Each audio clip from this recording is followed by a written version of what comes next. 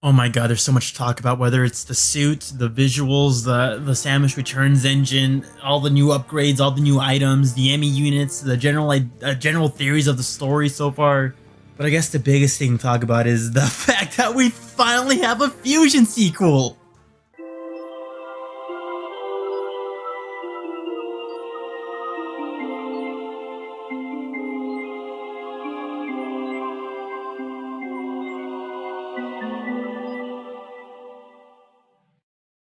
Now, I'm pretty confident that almost all of you know the general feelings that are going through the community right now. The fact that we finally have a sequel to the fandom's most beloved game, that isn't Super Metroid. Oh my fucking god, we actually got a Fusion sequel. A game that most of us never thought would happen since, you know, Fusion came out in 2002 and it's currently 2021. But hey, better late than never, right? Oh my god, I am so ecstatic right now. There's so much to talk about, there's so much to rant about, there's so much to discuss, but for now, it's just a simple video about my general thoughts, opinions, and overall just feelings of the game so far. A more detailed video about all the little minute details and stuff about the E.M.M.I units and stuff like that are gonna be its own separate video. But for now, god, that suit looks so amazing. I never would have assumed that Samus would have like white in her suit, aside from like the light suit, but the white with the blue and the red just looks so beautiful. With how detailed like the game looks on the Switch, you can see that the weird stretchy organic portions of what looks to be the blue Fusion suit is underneath the white armor parts, so it makes me kind of wonder, did Samus maybe break one of the E.M.M.I units and use its white armor as a way to increase her defense, because the Fusion suit canonically is a much more weaker suit because all the protective armor was kind of surgically removed from Fusion. So it makes me wonder if that's the case for this game,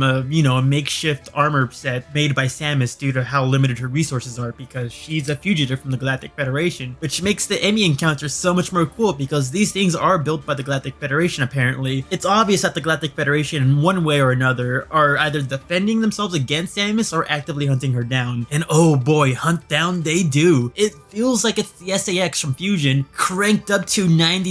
With these creatures, or robots I should say, patrolling specific segments of a map. It's gonna make the E.M.M.I encounter so much more unique and diverse because now they're kind of much more smarter now. They can actively hunt you down, and the fact that you gotta defensively hide from these creatures is so much more, it's amazing. It's kind of like Nemesis or Mr. X from Resident Evil, but kind of cranked up to 100 also because now there's multiple of them chasing you in different rooms. And it's interesting because we see some color variants like a yellow one and a neon green one, which makes me wonder it might have some behavioral differences. For sure, we see one of them use a speed boost, and that makes me wonder, will some of the other E.M.M.I units use different upgrades like maybe the space jump, screw attack, gravity suit? But if that thing can speed boost, then it might be able to shine spark, and that's gonna be a dreadful issue.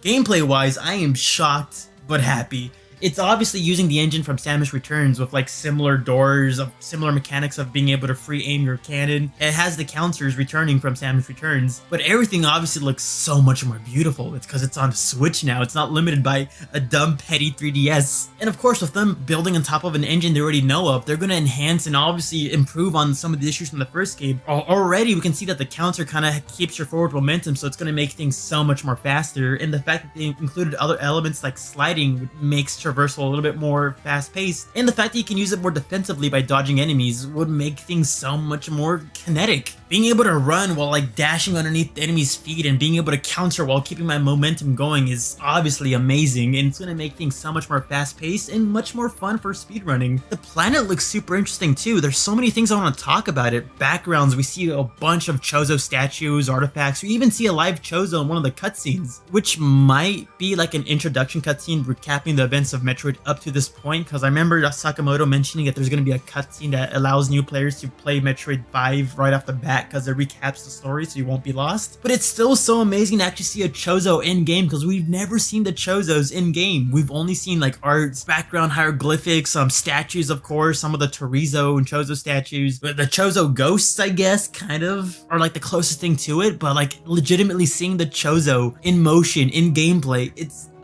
my god, it's been so long, the first time we've actually seen this happen. The environment looks pretty too, like it's the planet as a whole looks kind of dead, and I kind of like that. It looks like it's been like, I don't know what to say, like maybe some civilization out there maybe like burned or eradicated the planet in its entirety or something, because everything looks kind of barren. It looks kind of dead, and I kind of like that vibe to it. It kind of reminds me of the Samus Returns tunnel with the purple ooze all over it. Like once the ooze drains away, everything's just like black and barren because it just kind of burned away. It's my god. There's so much to go over when it comes to like the gameplay, visuals. I know there's some story details that have been mentioned by Sakamoto and the Treehouse event and stuff like that that I gotta look into more. But from what little I can see, it looks like the story of Samus going up against the Galactic Federation because they're out there making bioweapons. And if that's the case, I might have called it way back in my video where I talked about my hopes for a sequel for Fusion. A story of Samus going against the Galactic Federation. The Galactic Federation sets up a base on a planet that has like abandoned Chozo technology, and they might be using it to make their own weapons like the E.M.M.I units. We do see a robot with like a weirdly organic brain in the background or something like that, so for sure there might be some cyborg bioweapons or something like that. So I'm super excited. Of course, not only just the release of the game, but the fact that we're getting collector's edition, which has like a steel tin, which looks pretty cool, some collectible cards which look really neat. But what I'm super excited for is that notebook, that little art book, because apparently it has the art of all 5 2D Metroid games. Oh my god. Although I don't know what the 5th one's gonna be. You would assume it would be Dread, and I think so too. It's gonna be Dread. But what about Zero Mission? Is Zero Mission included in that group of 5? Or if not, why not? For sure, Samus Returns not going to be in the booklet because we already have a Samus Returns book from the last game. But it makes me wonder. I hope Zero Mission's added in, but if not, I can see why. Just keep it just the main games, right? No remakes or nothing like that. And the amiibos, wow, that Samus Return amiibo is posed so beautifully, and I love the E.M.M.I units. The E.M.M.I units are more than likely going to be like a fan favorite within the community. I can just tell because they look so amazing, so terrifying, but oh so iconic looking. It's so nice as a Metroid fan, as a fan of Metroid. I can't not describe like the overall feelings I'm feeling. Like I came into this direct so negative, so like pessimistic. Sure, I was kind of hoping for something, but like in my heart, I was like, it's not gonna happen. Why would I even bother watching the direct? I just saw Pit get dropped off a cliff. Like my hopes were all down and dead, only to see Samus drop from the ceiling and give us the game that I've been wanting since the 4th grade. I'm in my, I don't know, 3rd year of college or something. So I've been waiting a long time to finally know the conclusion of what's Samus's fate after being a fugitive from the Galactic Federation. But of course, what are your guys' thoughts of it? I know all of you are hyped. I know all of you are excited, and I hope this game gives us all that we want inside a Metroid sequel, Metroid Dread sequel. Oh, I didn't think they'll ever do this. With that being said though, I hope you stick around for later because I do plan on making a bunch of Metroid Dread content, going through the trailer to analyze more specific pieces.